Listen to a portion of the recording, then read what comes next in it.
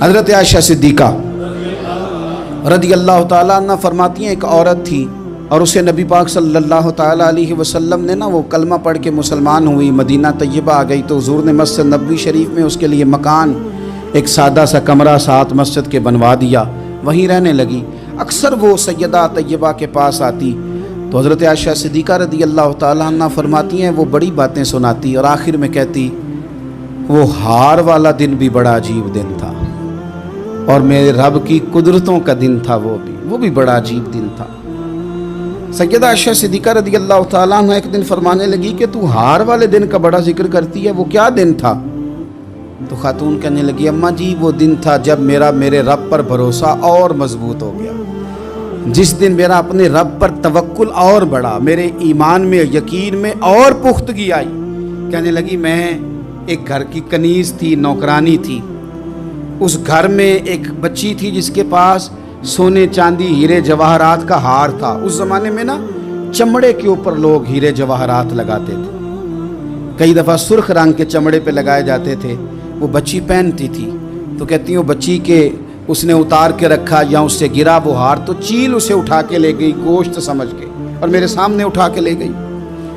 گھر والوں نے مجھ سے پوچھا، یہ بخاری میں موجود ہے، گھر والوں نے پوچھا مجھ سے کہ وہ ہار کہاں ہے تو میں نے کہا چیل اٹھا کے لے گئی۔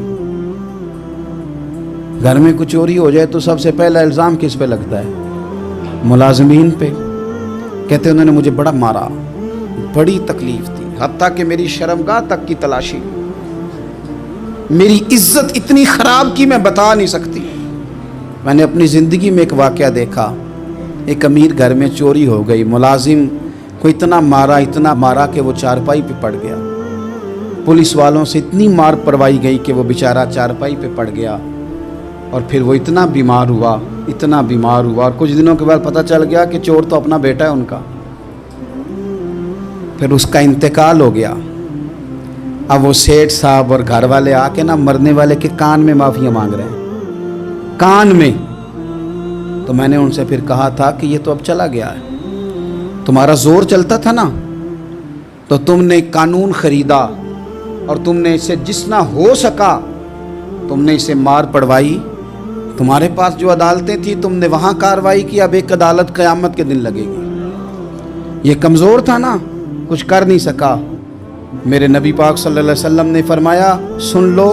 اگر سینگ والی بکری نے بغیر سینگ والی بکری کو تکلیف دی ہوگی نا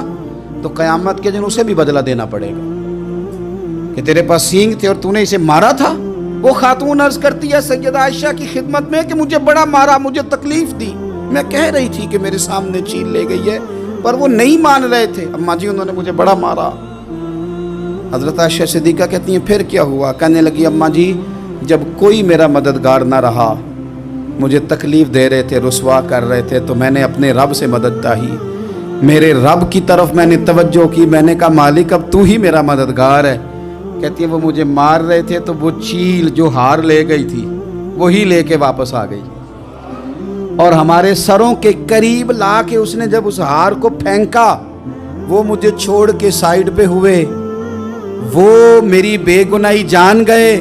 لیکن آپ کو بتاؤں اس دن سے میرا اپنے رب پر یقین اور بڑھ گیا۔ مجھے سمجھ آ گئی کہ جب انسان پورا ٹوٹ جاتا ہے اور جب کوئی چاروں جانب اس کا مددگار نہیں ہوتا تو رب تو ہوتا ہے نا، اللہ تو اس کا مددگار ہوتا ہے نا، وہ تو پھر اپنے اس بندے کی مدد کرتا ہے نا، پھر وہ تو توانائی دیتا ہے نا، وہ تنہا نہیں چھوڑتا، وہ تو آنسوؤں والوں کے آنسوؤں پہ بڑا کرم فرماتا ہے،